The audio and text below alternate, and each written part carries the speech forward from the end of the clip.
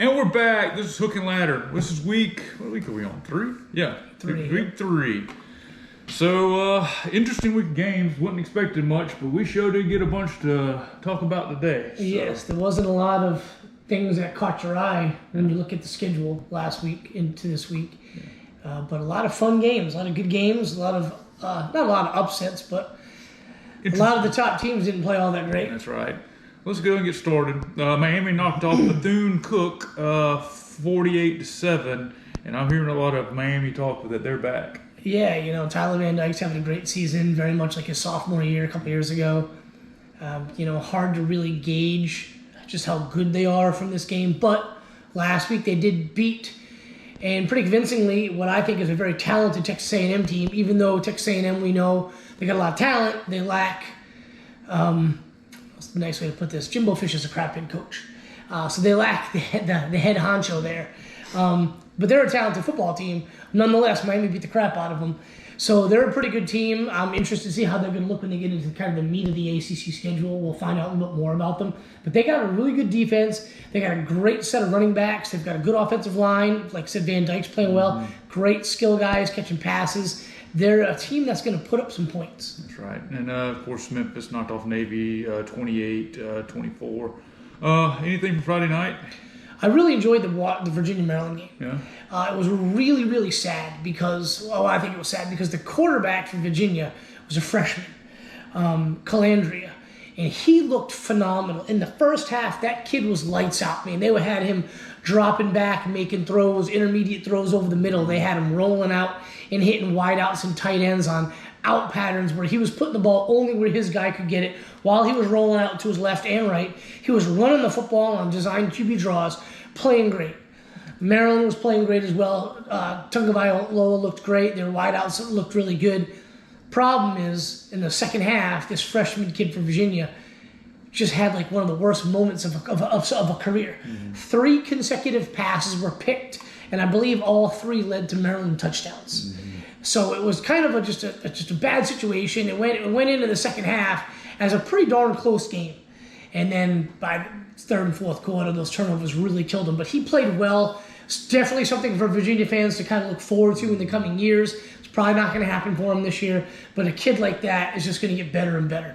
Yeah. You hope. That's the hope. Moving right along, Georgia knocked off South Carolina 24-14. We were there at this game. Slow start for Georgia. But all in all, Georgia took care of business in the second half. For the third week in a row, the number 1 team in the country, and I'd still give them that nod just because they won back-to-back national titles. Now, I don't think they're playing like the number 1 team in the country. I think there's 2 or 3 teams playing better than them right now. But we got to give them the benefit of the doubt. That's kind of how things work in college football. They started off sluggish again. South Carolina, you got to give them credit. They came out opening drive with a scripted playbook of the first drive, and they scored a touchdown. Probably shouldn't have scored on that touchdown. It was a screen pass, 17 yards to the house. A lot of missed tackles from Georgia all over the field on that play. That's not something you see from a Kirby Smart-led defense. But I got to give them credit. Second half, they turned it on. They got the football to start the half, marched down the field, scored a touchdown. Stopped them 3-and-out. Very next drive, marched down the field, scored a touchdown. And they scored 21 points in the second half to nothing for South Carolina. Spencer Rattler looked really good in the first half. Almost perfect in the first half. Right. Second half, he was 6 for 24 with 2 picks. And both of the picks were kind of bad throws. But they were missing a lot of guys, as was Georgia. I was at the game, I was asking you where one of the outside linebackers was, and we had to look online, and that kid was hurt. Georgia was out a lot of starters, as was South Carolina. And then there's the talent level Georgia has, all those recruiting classes, one on top of another. They took it over in the second half. It was completely dominating second half. That's right. Move right along. Michigan in the last game where Harbaugh will not be at the game dominated Bowling Green 31-6. Kind of same thing as the Georgia game. They started off a little sluggish. JJ threw 3 picks, but Blake Corum looked really, really good. And the connection of McCarthy to Roman Wilson, I believe this is his 3rd straight game with a touchdown. I think he's got now about 4, maybe 5 touchdowns in the season. That kid's really coming on as their top target in the passing game. He's looking really, really good. But these are the games you expect him to blow teams out. But when they don't do it, it's not really a cause for alarm. Just remember, these are younger guys. Right. They don't always want to get up for freaking Bowling Green, But the meat of their schedule is coming up really soon. And you look at the way the scores are going this season. We were talking about this a second ago. You got a lot less drives, a lot less plays being called. So a 31-6 score this year might have been a 38-6 score last year. Yeah. The clock rule is basically making it where you got to capitalize on your drives because the game is going faster. You might lose 2, maybe 3 drives per game that you could be scoring touchdowns on years past. Yes. Florida State barely knocks off Boston College 31-29. I guess that's fourth quarter. Boston College scored 13 points unanswered. I watched the highlights of this game. My first look, Florida State got lucky, but that happens. Yeah. Championship teams have the ball, the breaks, the balls bounce their way, the breaks go their way. Happens every year with a championship team. They've got to have a game like this to kind of put that mindset back into them. Like, knock you off exactly. Somebody can beat us if we don't bring our A games. This is probably exactly what Florida State needed. A tough game on the road, conference game. Boston College isn't a great team, but they're not an easy out most of the time either. They're going to play a few teams really tough every year. Yeah. And this was that game. Florida State's lucky to survive. They got a face mask call that gave them a first down, and I think Boston College stopped them. And I believe they were able to hold off the Eagles. So, yeah, they needed that game. And they go this weekend at noon, they play Clemson. So things are getting interesting in the ACC really quick. Texas, in a weird game against Wyoming, won 31-10. Texas scored 21 points in the fourth quarter to kind of separate this out. But definitely a game like Florida State had with Boston College. You could use the term that's been used now for years with Alabama, the Alabama hangover. You beat Alabama, and then you have a hangover the next week. Yeah. And it was always that case when it didn't happen very often. But when a team beat Alabama, they usually struggle the next week. This was 10-10 going in the fourth quarter against Wyoming. That should never happen. But, these kids are young. They just came off the huge mountaintop of beating Alabama, and now they got to play Wyoming. Yeah. Nothing against Wyoming, but it's kind of hard to get up for that game. Exactly, and they were able to do it. They looked good in the second half. They got a couple of touchdowns, and then they got a pick six to kind of ice things. They look sluggish, but you got to expect that these are going to happen. Now, even the mighty Alabama, when they were in the middle of that dominant, $400 million national championship run. There were games where they were in. They didn't blow everybody out. I can recall a game against an unranked Tennessee at home. They needed Mount Cody to block a field goal to win that game. They went on to win the national title. Had they lost, they wouldn't even be playing for the national title. Right. Ohio State knocked off Western Kentucky 63-10 with a 35-point explosion in the second quarter. One of the 2, maybe 3 teams I feel that is playing worthy of the number 1 team in the country spot. McCord was named the full-time starter this week, which I kind of assumed that was already the case, but whatever. He's hooking up with Harrison. I can't pronounce the young kid's name, but I think he's number 2, maybe. Ngbuka, something like that. He had a couple touchdowns. The running game's looking good, but McCord's really throwing the ball well. He threw for over 300 yards, I think, in 4 or 5 touchdowns. And he's hitting Harrison early and often. And just like we've seen in years past with watching the Ohio State games, the wideouts, nothing against Western Kentucky. And I hate dogging on the Big Ten because they're a really good conference this year. But it always seems that early in the season, Ohio State wide receivers are running 10 yards behind the nearest DB. And as long as you put it on them, it's a long touchdown. That's what happened yesterday. And they're looking really good offensively and defensively. They got 35 spot in the second quarter right there. They bring in some of the backups, and they're still rolling with 21 second half points. Easily got to be playing them with maybe a couple of the teams worthy of the number 1 spot in the country. Yeah. Penn State knocked off Illinois 30-13. Forced 5 turnovers. Sorry, Jerry. Illinois is going to have a rough season. Really sorry for you, buddy. But Penn State looks good, man. I said it last couple of weeks. Their quarterback's looking good. Defense is really good. Running game is good. They got some pretty decent skill guys. Nothing like Ohio State, but they got skill guys that can put the ball in the end zone and win games for you. They're looking really good. That Big Ten East side, I'll call it, is looking really tough. Speaking of the Big Ten, they got knocked off. Michigan State got knocked off by Washington 41-7. This was a road game for Washington and a dominant performance. Yeah, another one of those Pac-12, Big Ten games, and I feel kind of got the ball rolling for the expansion with those kind of two conferences almost virtually merging. Washington's a really good team. Penix looks awesome. He's got a lot of great skill guys catching his passes. He's got a good defense. And somebody mentioned on the highlight show today, like, why didn't he have this in Indiana? It was because they didn't have the horses in Indiana to help him out. Right. Michigan State's awful. You hate to see it because I kind of like them. You know, they're fun. They were a fun team to watch when they're good. But the whole thing with Mel Tucker getting fired this week. Is he actually fired? I'm not sure, but I'm going to say it right here. That dude's never coaching a Power 5 again. He's never going to be a head coach. He might be in one of the smaller conferences or like a small like HBCU. I don't see him ever being Power 5 conference again if what he did is true. And I think he kind of admitted it, but not maybe the specifications or the specifics. But they're a bad football team, which sucks because like I said, I like them. They were a good team for a while, competitive team. They won the Big Ten just a handful of years ago, but they're really bad. And they're going to be a team where a lot of people just beat up on them going into Big Ten play. It seems like there was a relationship with her and something was happening. They've had lots of conversations. Yeah, I don't know. It's weird. Recorded on Zoom or the video time. Yeah. I'm not going to get into it. Yeah. Anyway, Notre Dame knocked off Central Michigan 41-17.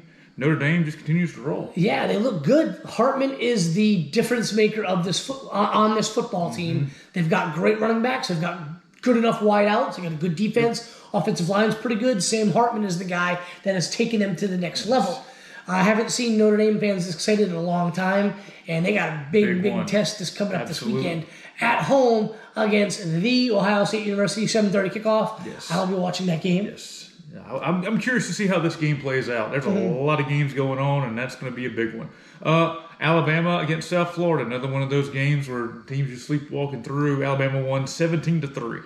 When they had to take Tyler Buchner in the transfer portal, a guy that could not win the starting job at Notre Dame last year, and Notre Dame didn't have a very good quarterback last year.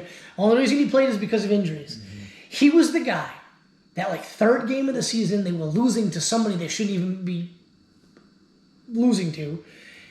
And I don't know who their offensive coordinator was, but it was on the telecast. The offensive coordinator is on the phone with them, and he says, "You're the quarterback of effing Notre Dame. Get your shit together." So, along those lines on national television. And when Alabama had to take him in the portal, I knew they were in trouble. I thought Milroe was going to be the guy, and he was. Yeah. And I watched Milroe last year. He didn't look good throwing the football, but the dude can run. Excellent running quarterback. Extremely difficult to defend that. Kind of figured with a spring practice and a fall camp, he'd be much, much better. The dude's got a great arm. He throws a pretty ball, but he's really inaccurate unless it's a deep pass. Yeah. Texas took it to him, and you saw what happened. He exposed him. He didn't win the starting job. Tyler Buchner wins, and he looked like he shouldn't be playing at D3. No. They bring in the third string guy, which is, I think, the freshman, Simpson, 5-star, and then he looked pretty good, right? Didn't throw a lot of passes, looked pretty good, and I think if he wasn't in the game, they'd lose that football game. And I'm wondering who's the quarterback going forward. They're in a lot of trouble quarterback-wise. They might, I feel they should just roll with the freshmen and play the cards they're dealt this year and maybe build for the future. They got a ridiculously stacked roster. They're playing a bunch of freshmen and sophomore on both sides of the football right now. They don't look physical. Offensive and defensive line don't look physical. They're not the same Alabama, but they got crazy talent. Just look at the recruiting classes. I'm a firm believer in recruiting classes. Just look at what Nick Saban's kind of stockpiled the last couple of years. I think out of the top recruiting classes Nick Saban's ever signed, 3 of them are on campus right now in terms of star power. So they're not a bad football team. Just something's up with them. They're not in sync, and I think that maybe they just need to ride this kid rest of the year and let the chips fall where they may. And they're bringing in Julian Singh next year, who's arguably the number 1 quarterback in the country for this incoming class. But they're in trouble. Yeah. It's just they don't make adjustments in game anymore. They're not, and they've had coaching turnover every single year for so long. Exactly. Finally, it's catching up with them. Yeah, But you see all these other programs that have gotten, like, Georgia and different universities. You're seeing the quality of play coming up to matching Alabama's, and Alabama's starting to kind of lose track. In the era of NIL and the transfer portal, there's going to be teams that are going to get those 1 or 2 extra guys that in years past they never would have. And each team, even the bottom feeders, are going to be able to put together a solid game every now and again and put the fear of God into some of these teams. Florida, in a surprising upset, knocked off Tennessee 29-16. Didn't see this coming. No. I thought Tennessee was going to go in there and absolutely roll over Florida. Florida looked really bad against Utah. They looked better last week. So a lot of the things that were going wrong execution-wise against Utah, they cleaned up last week. And it was good to see that because it shows me that they don't just lack talent, which I think they lack talent across the board. They've got good players, but they're not like a deep roster. Right. But it was good for Florida fans to be able to see that, okay, it wasn't just that we don't have the horses. We just weren't making the plays that were there. Right. And the last week they were making plays. This week they were making plays. Offensive line looked physical as crap. ETN looked great. Running game looked great. Mertz didn't have a spectacular game, but he played good enough. He made a couple of key throws. Defense played well. Played well enough to win. I mean, look, Tennessee jumped out. I think, what was it, first drive? They went and marched it right down the field, scored a touchdown. Maybe second drive. I don't really remember. But they looked good, and then all of a sudden, Florida was like, all right, we're not going to screw around anymore. I mean, there was a fight at the end. Yeah. They go to take a knee, and then the Tennessee guy pushes the QB. There's some punches thrown, multiple flags, and then like 2 dudes kind of like separate themselves and square off on the goal line. I'm thinking tomorrow we're going to see multiple 1-game suspensions. Probably so. Utah knocked off Weber State 31-7. I just saw the highlights. Good for Utah. Apparently Weber State's also in Utah, so it's like an annual thing, trying to get Weber State some athletic department, some money kind of deal. That's cool. You expected that kind of score. Absolutely. Oregon knocked off Hawaii 55-10. Bo Nix does it again. Yeah, again, you expect that kind of score with Hawaii. They're absolutely terrible. Oregon's got Colorado coming to Oregon next week. That should be a good game. Absolutely. LSU in a dominant performance against Mississippi State 41-14. After looking like hot garbage week 1 against Florida State, I mean, they looked bad. First half, they were okay. It was a tight game. Second half, it was like a different team came out the tunnel, and they played like absolute dog shit. Right.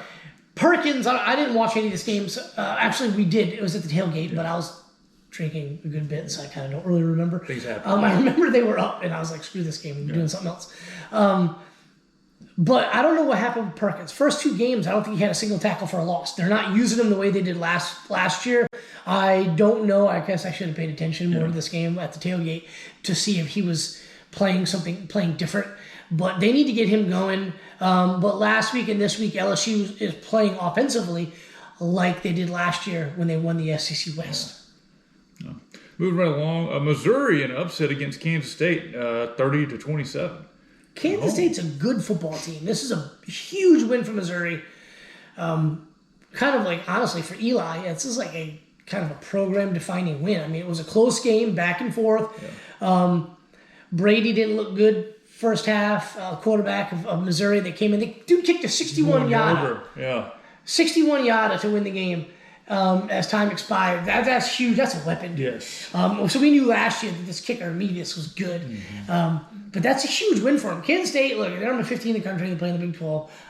I don't know how good they actually are, but they're a solid football team. They're always well coached, well disciplined, and they play hard. Yeah. So regardless of whether they deserve the 15th ranked ranking in the country, I don't know, but they're a decent football team. So this is a huge win for Missouri.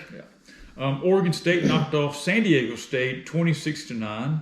Didn't see anything from this one. I got to watch them more because they got DJ. They're an interesting team. Yeah, I want to be able to see how he's looking. He's putting up some stats. I just want to see him play in person. There seems to be a glut of middle of the road 10-2 teams. Mm-hmm. Like you got Oregon State. That's probably a 10-2 team, but their schedule is lined up against UCLA, USC, Oregon. I mean, there's a lot of losses on that schedule. There's going to be a bunch of teams in the Pac-12 that have 2, 3, even 4 losses that they're all going to be really solid football teams. They're going to just beat up on each other.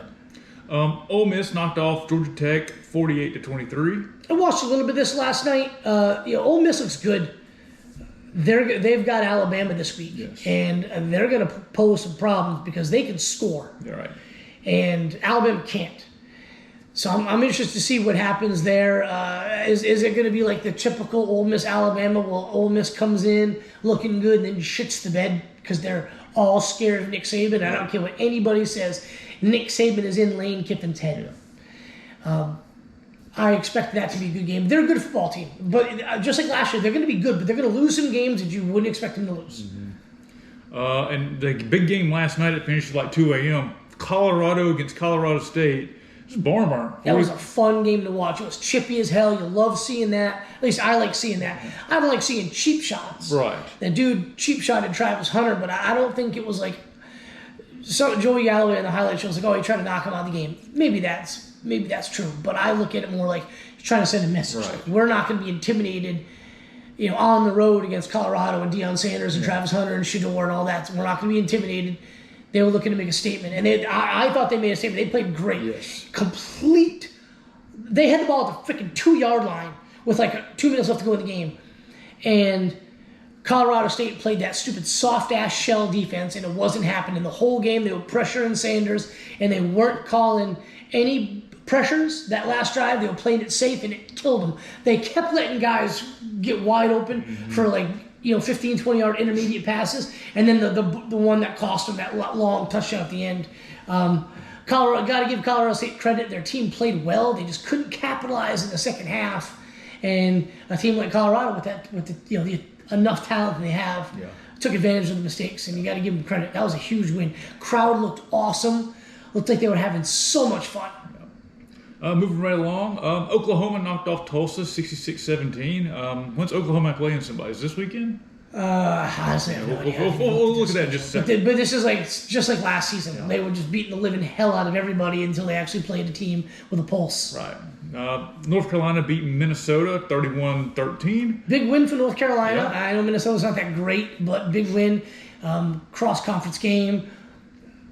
Drake May looked okay. Nothing special. Right. He's got to clean up some things. I think the last 5 or 6 games he's thrown 5, 6 maybe touchdowns and the same amount of interceptions. He's got to clean that up when they start playing some of the better teams.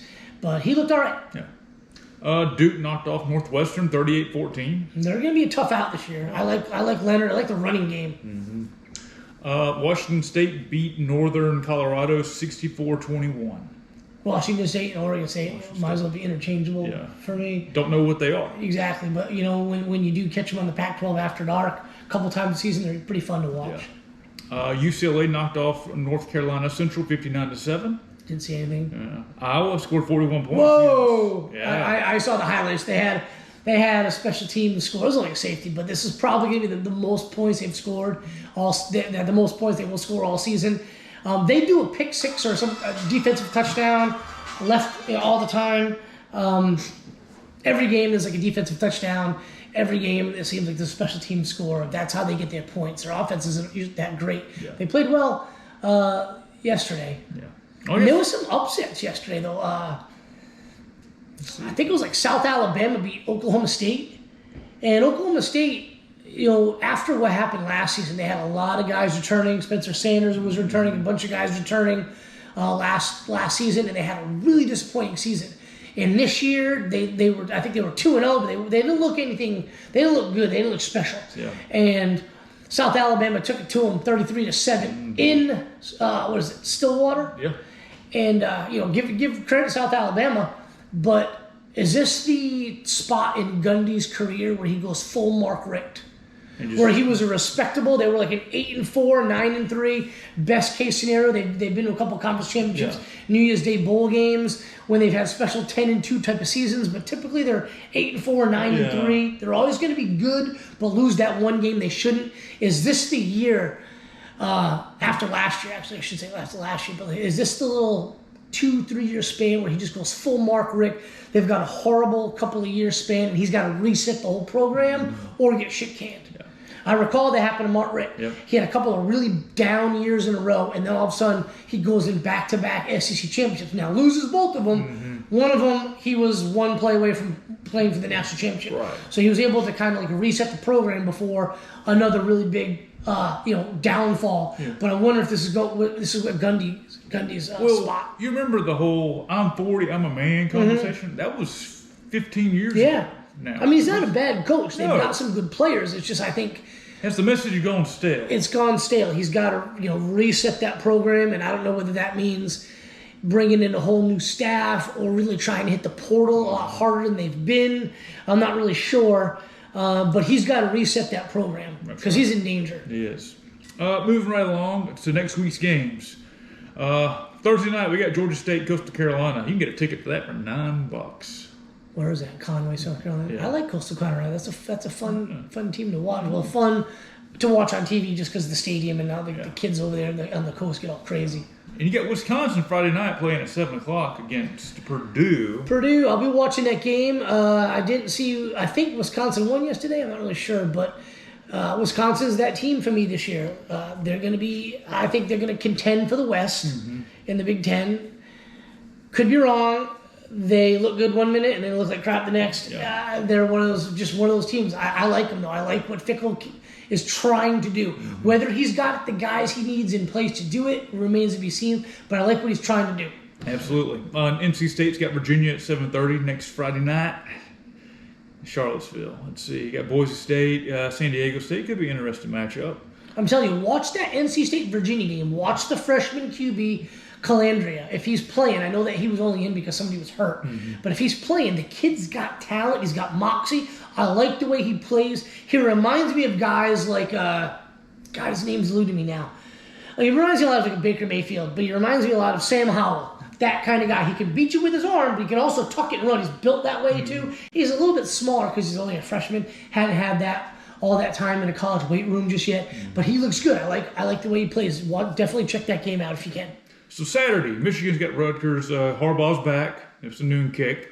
Pretty big game, I would say. Florida State, Clemson at noon. Clemson's unranked, but that's a huge game. Yes. I mean, that's.